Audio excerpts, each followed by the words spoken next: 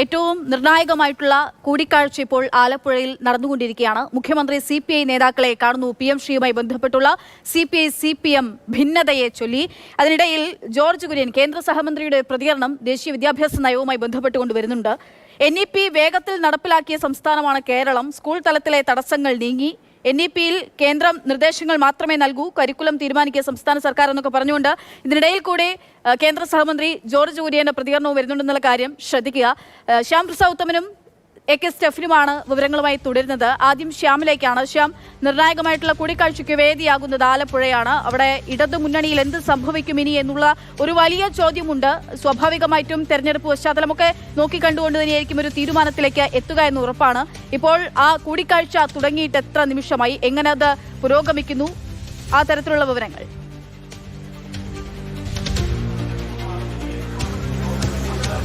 പക്ഷേ 3:30 ഈ കൂടിക്കാഴ്ച തുടങ്ങിയത്. ഇപ്പോൾ 3:30 കഴിഞ്ഞു. ഇപ്പോൾ ഏകദേശം 4:15 ഏകദേശം 3/4 മണിക്കൂർ പിന്നിട്ടിരിക്കുന്നു ഈ കൂടിക്കാഴ്ച. മുഖ്യമന്ത്രിയും ബിനോയ് വിശ്വവുമായിട്ടുള്ള കൂടിക്കാഴ്ച. ഇതിന് ശേഷം ഇരുവർക്കും ഈ പുന്നപ്ര വയലാർ സമാപന സമ്മേളന വേദിയിലാണ് ഉള്ളത്. ഇരുവരും ഒരേ വേദിയിൽ പങ്കെടുക്കേണ്ട ആളുകൾ കൂടിയാണ്. പക്ഷേ ഈ ഗസ്റ്റ് ഹൗസിൽ നിന്ന് ഇരുവരും അങ്ങോട്ടേക്കായിരിക്കും പോവുക. ഏതായാലും പ്രധാനമായിട്ടും ഈ കൂടിക്കാഴ്ചയിൽ ചർച്ചയാവുക CPIയുടെ എക്സിക്യൂട്ടീവിൽ ഉരുത്തിരിഞ്ഞ കാര്യങ്ങൾ തന്നെയാണ്. CPIയുടെ എക്സിക്യൂട്ടീവിൽ പ്രധാനമായിട്ടും ഉരുത്തിരിഞ്ഞ കാര്യങ്ങൾ ഈ PM ശ്രീ പദ്ധതിയുമായിട്ട് ഒരു തലത്തിലും യോജിക്കാൻ കഴിയുകയില്ല എന്ന കാര്യം തന്നെയാണ്. പാർട്ടിയെ മുന്നണിയിൽ പോലും പറയാതെ, മുന്നണിയിലെ മന്ത്രിമാരോട് പോലും പറയാതെ ഈ പദ്ധതി തിടുക്കപ്പെട്ട് എന്തിന് ഇത്ര വേഗം നടപ്പാക്കി എന്നതാണ് CPIയെ കുഴപ്പിക്കുന്ന പ്രധാനപ്പെട്ട ചോദ്യം. അതിൽ എന്ത് മറുപടിയായിരിക്കും ഒരുപക്ഷെ മുഖ്യമന്ത്രി പറയുക എന്നതാണ്. ഇങ്ങനെ ഒരു പദ്ധതി കേവലം ഒരു സാമ്പത്തിക ലാഭം മാത്രം ലക്ഷ്യമാക്കി ഇങ്ങനെ ഒരു പദ്ധതി എന്തിനു വേണ്ടി ഒപ്പിട്ടു എന്നത്, അത് ഇത്ര തിടുക്കപ്പെട്ട് ഒപ്പിടേണ്ടിയിരുന്നോ എന്നീ കാര്യങ്ങളൊക്കെയാണ് പ്രധാനമായിട്ടും എക്സിക്യൂട്ടീവിൽ ഉയർന്നു വന്നത്. അപ്പോഴാണ് മന്ത്രിമാർ നേരത്തെ തന്നെ വ്യക്തമാക്കിയതാണ് ഇത് സംബന്ധിച്ച്.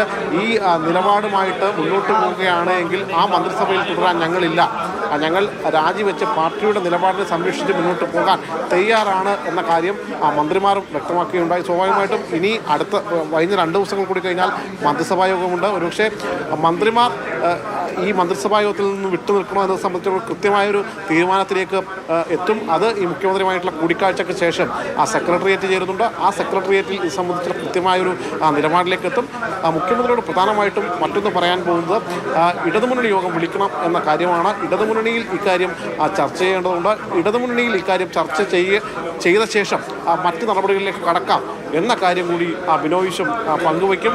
നിലവിൽ ഇപ്പോഴും ഈ ആലപ്പുഴയിലെ ഗസ്റ്റ് ഹൗസിൽ ഇരുവരും തമ്മിലുള്ള കൂടിക്കാഴ്ചയും ചർച്ചയും തുടരുകയാണ്. ശരി, ആലപ്പുഴ ഗസ്റ്റ് ഹൗസിൽ കൂടിക്കാഴ്ച ഇപ്പോൾ തുറന്നുകൊണ്ടിരിക്കുകയാണ്. നിർണായകമായിട്ടുള്ള കൂടിക്കാഴ്ച നടക്കുന്നു. എന്തു തീരുമാനത്തിലേക്ക് എത്തും മുഖ്യമന്ത്രിയുമായി ചേർന്ന് നടക്കുന്ന ഈ കൂടിക്കാഴ്ചയ്ക്ക് ശേഷം എന്നുള്ളതാണ് ഏറ്റവും കൗതുകം. അതിന് തന്നെയാണ് നമ്മളൊക്കെയും ഉറ്റുനോക്കുകയും ചെയ്യുന്ന. AK സ്റ്റെഫിൻ കൂടി തുടരുന്നുണ്ട്. സ്റ്റെഫിൻ, PM ശ്രീ പദ്ധതിയെ പറ്റി അതിന് ഒരുപക്ഷെ ഏറ്റവും കൂടുതൽ അതിനെ എതിർത്ത് സംസാരിച്ചിട്ടുള്ളത് CPM തന്നെയാണ്. CPI നേതാക്കളെക്കാൾ നമ്മൾ കേട്ടിട്ടുള്ള വാക്കുകൾ CPM നേതാക്കളുടെ ഭാഗത്തു നിന്നാണ്. ഒപ്പം തന്നെ CPM-ന്റെ യുവജന പ്രസ്ഥാനമാണെങ്കിലും വിദ്യാർത്ഥി പ്രസ്ഥാനമൊക്കെ ആണെങ്കിലും ഒക്കെയും. പക്ഷേ ഇവിടെ ഇങ്ങനെ ഒരു വ്യതിചലനം ഉണ്ടാകുന്നത് അത് സ്കൂളിൽ കുട്ടികൾക്ക് ആവശ്യമായിട്ടുള്ള കാര്യങ്ങൾ ചെയ്യാനായിട്ടുള്ള ഫണ്ട് കിട്ടുന്നില്ല എന്നുള്ള ഒറ്റ ന്യായത്തെ ചൊല്ലിയാണ്. അവിടെ കോടതിയെ സമീപിച്ചുകൂടെ എന്നുള്ള ചോദ്യത്തിനൊന്നും മറുപടി ഇല്ലതാനും. സൂചിപ്പിച്ചതുപോലെ തന്നെ പാർട്ടി കോൺഗ്രസ് അടക്കം CPM മുന്നോട്ട് വെച്ച ഒരു ആശയമുണ്ടായിരുന്നു, അല്ലെങ്കിൽ വാദമുണ്ടായിരുന്നു. PM ശ്രീയും അതോടൊപ്പം തന്നെ ഈ ദേശീയ വിദ്യാഭ്യാസ നയമൊന്നും ഒരിക്കലും ഒരു കാരണവശാലും അതെല്ലാം സംസ്ഥാനത്തേക്ക് കൊണ്ടുവരാൻ കഴിയില്ല. അല്ലെങ്കിൽ ഈ ദേശീയ വിദ്യാഭ്യാസ നയം എന്നത് കാവ്യവൽക്കരണത്തിൻ്റെ മറ്റൊരു ഭാഗമാണ്, അല്ലെങ്കിൽ RSS അജണ്ട നടപ്പാക്കലാണ് എന്നുള്ള അതിരൂക്ഷമായിട്ടുള്ള വിമർശനം നേരത്തെ ഉണ്ടായിരുന്ന CPM-ന്റെ സംസ്ഥാന സമ്മേളനത്തിലും അതോടൊപ്പം തന്നെ പാർട്ടി കോൺഗ്രസിലുമെല്ലാം അവർ ഉന്നയിച്ചതാണ്. അത് പാർട്ടി കോൺഗ്രസിൻ്റെ ആധികാരിക രേഖയായി ഇപ്പോഴും CPM-ന്റെ വെബ്സൈറ്റിൽ കിടപ്പുണ്ട്. അന്നെല്ലാം PM ശ്രീക്കെതിരായും അല്ലെങ്കിൽ ദേശീയ വിദ്യാഭ്യാസ നയത്തിനെതിരായും അതിരൂക്ഷമായിട്ടുള്ള ഭാഷയിൽ തന്നെയായിരുന്നു അവരെല്ലാം സംസാരിച്ചുകൊണ്ടിരുന്നത്. പക്ഷേ ആ ഒരു നയത്തിൽ മാറ്റം വന്നിട്ടുണ്ട്. ആ നയമാറ്റമാണ് യഥാർത്ഥത്തിൽ CPM-നെ ഈ പദ്ധതിയുമായി ബന്ധപ്പെട്ട് മുന്നോട്ട് പോകാൻ പ്രേരിപ്പിക്കുന്നത്. നേരത്തെ വിദ്യാഭ്യാസ വകുപ്പ് മന്ത്രി V ശിവൻകുട്ടി തന്നെ ഇത് പറഞ്ഞു. ലോകാവസാനം വരെ ഈ പദ്ധതി എതിർത്തുകൊണ്ട് മുന്നോട്ട് പോകാനൊന്നും കഴിയില്ലല്ലോ എന്ന ചോദ്യമാണ് അദ്ദേഹം ഉയർത്തിയത്. അങ്ങനെ ഒരു നയമാറ്റം CPM-നെ സംബന്ധിച്ചിടത്തോളം ഉണ്ടായി. പക്ഷേ CPI ഇപ്പോഴും എവിടെയാണോ എന്നത് അവിടെ തന്നെ നിൽക്കുകയാണ്.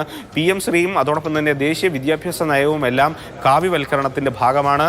ഈ കാവ്യവൽക്കരണത്തിൻ്റെ ഭാഗമായിട്ടാണ് പല സിലബസുകളിൽ നിന്നും പല ചരിത്രങ്ങൾ മാറ്റപ്പെട്ടത് എന്നടക്കമുള്ള വിമർശനങ്ങൾ അവർ രാഷ്ട്രീയ വിശകലന റിപ്പോർട്ടിൽ കഴിഞ്ഞ ആലപ്പുഴയിൽ ചേർന്ന സംസ്ഥാന സമ്മേളനത്തിൽ പറഞ്ഞിട്ടുണ്ട്. അതും നമുക്ക് മുന്നിൽ ആധികാരിക രേഖകളായി കിടപ്പുണ്ട്. NCERT സിലബസിൽ നിന്ന് മുഗൾ ചരിത്രവും അതോടൊപ്പം തന്നെ സുൽത്താൻമാരുടെ ചരിത്രവും എല്ലാം മാറ്റി, അതോടൊപ്പം തന്നെ ജനാധിപത്യം നേരിടുന്ന പല വെല്ലുവിളികളെക്കുറിച്ചുള്ള പാഠഭാഗങ്ങൾ പല പാഠപുസ്തകങ്ങളിൽ നിന്നും മാറ്റുന്നു. ഇതെല്ലാം ഗൗരവത്തോടു കൂടി കാണണം. ഇതെല്ലാം നടന്നത് കഴിഞ്ഞ 10 വർഷത്തിനിടയിലാണ്, അല്ലെങ്കിൽ 15 വർഷത്തിനിടയിൽ മോദി സർക്കാരിൻ്റെ ഭരണകാലത്താണ് അവർ ഈ തന്ത്രങ്ങളെല്ലാം ഉപയോഗിച്ച് ഈ വിദ്യാഭ്യാസ മേഖലയെ പിടിച്ചടക്കിയത്.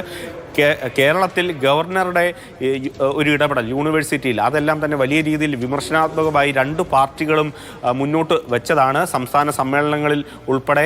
അങ്ങനെ ഒരു സന്ദർഭത്തിലാണ് CPMൻ്റെ നയമാറ്റവും CPIയുടെ ഈ ഉറച്ച നിലപാടും വരുന്നത്. അതുകൊണ്ട് തന്നെ ഈ വിഷയത്തിൽ ഇനിയൊരു സമവായം മാത്രമാണ് അതിൽ ഒരു പരിഹാരം. അതുകൊണ്ടാണ് മുഖ്യമന്ത്രി തന്നെ നേരിട്ട് ഈ നേതാക്കളുമായി കൂടിക്കാഴ്ച നടത്തുന്നത്. ഇപ്പോൾ ആലപ്പുഴയിൽ നടന്നുകൊണ്ടിരിക്കുന്ന ഈ സമവായ ചർച്ചയിൽ ഒരു പരിഹാര ഫോർമുലയിലേക്ക് എത്തുന്നതിന് വേണ്ടി കഴിഞ്ഞിട്ടില്ലെങ്കിൽ അത് വലിയ പ്രതിസന്ധിയിലേക്ക് കാര്യങ്ങൾ കൊണ്ടുചെന്ന് എത്തിക്കും. CPMനെ സംബന്ധിച്ചിടത്തോളം CPIയെ സംബന്ധിച്ചിടത്തോളം വലിയ പ്രതിസന്ധി ഉണ്ടാകും. കാരണം അടുത്ത മന്ത്രിസഭാ യോഗത്തിൽ ഇന്ന് പ്രശ്നപരിഹാരമായില്ലെങ്കിൽ പങ്കെടുക്കേണ്ടതില്ല എന്നുള്ളൊരു നിലപാടിലേക്കാണ് CPI എക്സിക്യൂട്ടീവ് എത്തിച്ചേർന്നിരിക്കുന്നത്. പ്രശ്നം ഉണ്ടാകുന്ന പോലെ ഇടത് മുന്നണിയുടെ പ്രശ്നമാണ്. സ്വാഭാവികമായിട്ടും എന്ത് മുന്നണി മര്യാദയുടെ ലംഘനം എന്നുള്ളതാണ് കഴിഞ്ഞ ദിവസം തന്നെ ബിനോയ് വിശ്വം പറഞ്ഞൊരു കാര്യം. മറ്റ് ഘടകകക്ഷികളെ ഒന്നും അറിയിക്കാതെ ഒരു തീരുമാനം, ഇപ്പോൾ തന്നെ ഇത്തരത്തിലൊരു തീരുമാനമെടുത്തതിൽ വിദ്യാഭ്യാസ സെക്രട്ടറി ഒപ്പിട്ട് നൽകിയതിൽ വരെ ഭരണഘടനാ ലംഘനപരമായിട്ടുള്ള നടപടി എന്നുള്ളതാണ് നമുക്ക് വ്യക്തമാകുന്നത്. സ്റ്റെഫിൻ, അവിടെയാണ് ആ തരത്തിലുള്ള മര്യാദകളുടെ സീമകളെല്ലാം ലംഘിച്ചുകൊണ്ട് ഈ ഒരു പദ്ധതിയിലേക്ക് കേരളത്തിൽ ഒപ്പുചേർത്ത് വെച്ചിരിക്കുന്നു എന്നുള്ളതാണ്.